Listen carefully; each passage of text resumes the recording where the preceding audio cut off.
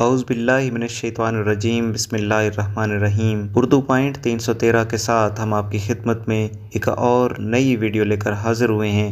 آج کی ویڈیو کا عنوان ہے اصحاب کہف کے واقعہ کی سائنسی چھان بین۔ ہائبرنیشن ایک ایسا عمل ہے جس کے ذریعے دنیا کے تقریباً 2000 مختلف جاندار موسم کی سختیوں، خوراک کی کمی اور موت کے خوف سے بچنے کے لیے لمبی تان کر سو جاتے ہیں۔ ان کے خلیوں میں موجود جینز اس طرح کے خوف و خطرات سے آگاہ ہو جاتے ہیں اور ان پر ایک بہت لمبی نیند تان دیتے ہیں، جسے ہائبرنیشن کہتے ہیں۔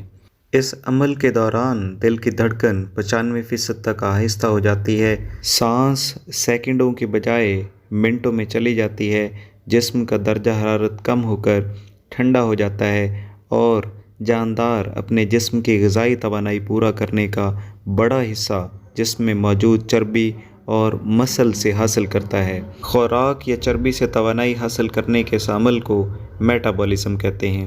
اس طرح کل ملا کر آپ یہ کہہ سکتے ہیں کہ ہائبرنیشن کے دوران کسی زندہ چیز کا میٹابولزم انتہائی سست ہو جاتا ہے۔ ہائبرنیشن کرنے والے جانوروں میں کئی چوہے، چمگادڑ، گلہری، لنگوروں کی کئی نسلیں، کچھ پرندے، سانپ، کیڑے اور کئی ریچھ شامل ہیں۔ ہائبرنیشن والے جانور جی بھر کر کھاتے ہیں تاکہ موٹے ہو کر اندر چربی بنا لیں جو ہائبرنیشن میں توانائی دے گی۔ ہائبرنیشن سے کچھ مہینوں بعد باہر آنے پر جانداروں کو زور کی بھوک لگتی ہے اور وہ پہلا کام شکار تلاش کرتے ہیں۔ عام طور پر ہائبرنیشن سردیوں سے بچنے کے لیے ہوتی ہے اور اس موسم میں شکار بھی کم ہو جاتا ہے۔ اس لیے آج تک سب سے لمبی ہائبرنیشن ایک چمگادڑ کی ہے جو 344 دن یعنی تقریباً 1 سال تک کھائے پیے بغیر سوئی رہی۔ سائنس یہ بھی ثابت کرتی ہے کہ ٹیلومیریز جو کہ ڈی این اے کے ٹکڑے ہیں اور سیل کے کروموسوم کے کنارے پر ہوتے ہیں اور سیل کی ہر تقسیم کے وقت کم ہو جاتے ہیں اور ان کی تعداد کو لیبارٹری میں ٹیسٹ کر کے کسی جاندار کی باقی ماندہ زندگی کا اندازہ لگایا جاتا ہے، لیکن ہائبرنیشن کے دوران ان کو انتہائی سست رفتار سے کم ہوتے دیکھا گیا ہے۔ اس ساری بات کو آسان لفظوں میں کہیں تو ہائبرنیشن کے دوران جانوروں کی عمر بڑھنا تقریباً رک جاتی ہے۔ ہالی ووڈ کی ایک فلم جس کا نام دی پیسنجر ہے، فلم کی سٹوری کا مختصر تھیم یہ ہے کہ 5000 لوگوں اور 258 اسپیس شپ کے مزدوروں پر مشتمل ایک گروہ ایک نئے سیارے یعنی کہ ہوم اسٹیڈ 2 پر جا رہا ہے۔ سیارہ چونکہ زمین سے 120 نوری سال پر واقع ہے، اس لیے انسان کا اپنی نارمل زندگی میں جس میں وہ بمشکل 70 سے 80 سال طبعی عمر پاتا ہے، جانا مشکل ہے۔ اس کے لیے سائنسدان ایک تابوت تیار کرتے ہیں جس میں ہر شخص کو ہائبرنیٹ کر دیا جاتا ہے تاکہ اس کی عمر انتہا درجے کی آہستہ ہو جائے اور یہ 120 سال کا عرصہ گزر جائے اور وہ نئے سیارے پر ایک نئی زندگی کے ساتھ اتریں۔ لیکن ان میں سے ایک شخص کسی خرابی کی وجہ سے جاگ جاتا ہے اور اسے پتہ چلتا ہے کہ ابھی نئے سیارے پر پہنچنے کے لیے 80 سال مزید پڑے ہوئے ہیں۔ تو یہاں سے فلم اس کے دوبارہ ہائبرنیٹ ہونے کی جدوجہد پر شروع ہوتی ہے۔ اب ذرا قرآن کی سورہ کہف ان چند جملوں پر غور کریں تو ہم نے غار میں کئی سالوں تک ان کے کانوں پر نیند کا پردہ ڈالے رکھا، اور جب سورج نکلے تو تم دیکھو کہ وہ ان کی غار کے داہنی طرف سمٹ جائے اور جب غروب ہو تو بائیں طرف کترا جائے اور اس کے میدان میں تھے۔ یہ خدا کی نشانیوں میں سے ہیں، اور تم ان کا خیال کرو کہ جاگ رہے ہیں حالانکہ وہ سو رہے ہیں، اور ہم ان کو دائیں اور بائیں کروٹ بدلاتے تھے اور ان کا کتا چوکھٹ پر دونوں ہاتھ پھیلائے ہوئے تھا۔ اگر تم ان کو جھانک کر دیکھتے تو پیٹھ پھیر کر بھاگ جاتے اور دہشت میں آ جاتے، اور اس طرح ہم نے انہیں اٹھایا تاکہ آپس میں ایک دوسرے سے دریافت کریں۔ ایک کہنے والے نے کہا، تم یہاں کتنی مدت رہے؟ انہوں نے کہا، 1 دن یا اس سے بھی کم۔ انہوں نے کہا، جتنی مدت تم رہے ہو تمہارا پروردگار ہی اس کو خوب جانتا ہے۔ تو اپنے میں سے کسی کو یہ روپیہ دے کر شہر بھیجو، وہ دیکھے نفیس توانائی سے بھرپور کھانا کون سا ہے، تو اس میں سے کھانا لے آئے اور آہستہ آہستہ آ جائے اور تمہارا حال کسی کو نہ بتائے۔ سائنس یہ کہتی ہے کہ ہائبرنیشن کے دوران کئی جانداروں کے جسم کے کئی حصے یعنی آرگنز کام کرنا بند کر دیتے ہیں، چاہے باہر کا درجہ حرارت جیسا بھی ہو۔ دنیا کی زیادہ تر غاروں کا درجہ حرارت سارا سال مستقل رہتا ہے۔ اصحاب کہف کا پہلا قدم غار تھا، اس کے بعد سو جانا۔ قرآن یہ کہتا ہے کہ ان کے کانوں پر نیند کا پردہ ڈال دیا۔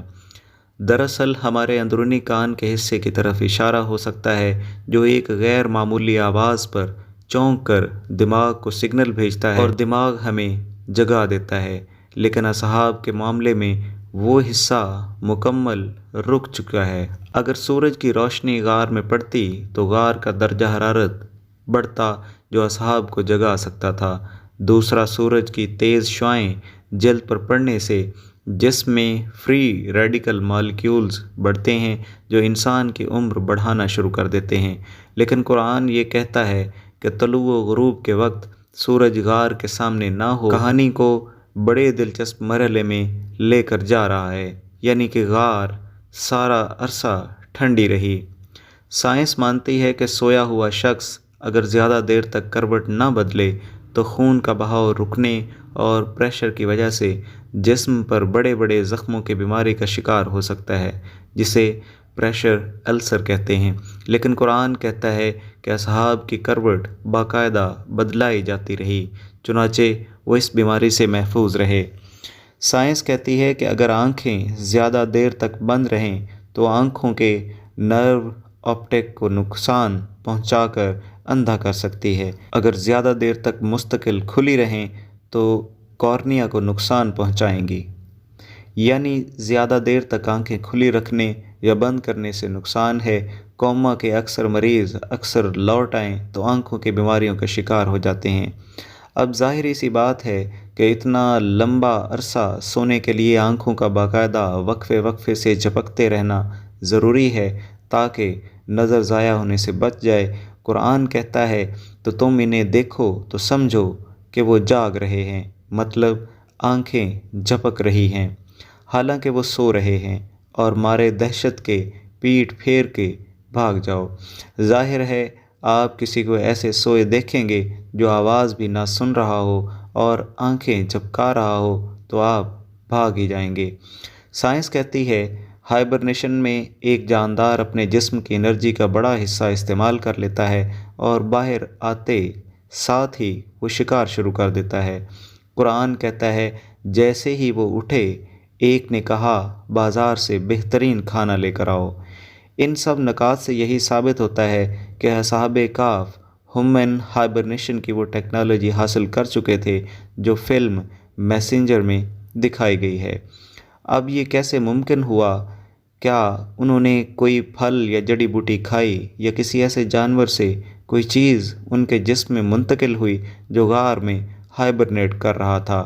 اللہ بہتر جانتا ہے، لیکن قرآن کی اس صورت کے ان چند جملوں کو پرکھنے کے لیے میں ناسا اور ان جیسے دوسرے اداروں کو دعوت دیتا ہوں جو ہائبرنیشن کو خلا میں جانے کے لیے اور کئی مریضوں کو علاج کے لیے استعمال کرنے پر تحقیق کر رہے ہیں کہ آئیں، غور کریں اور دیکھیں ایسی کیا وجہ ہے کہ اصحاب کہف اتنا عرصہ سو پائے۔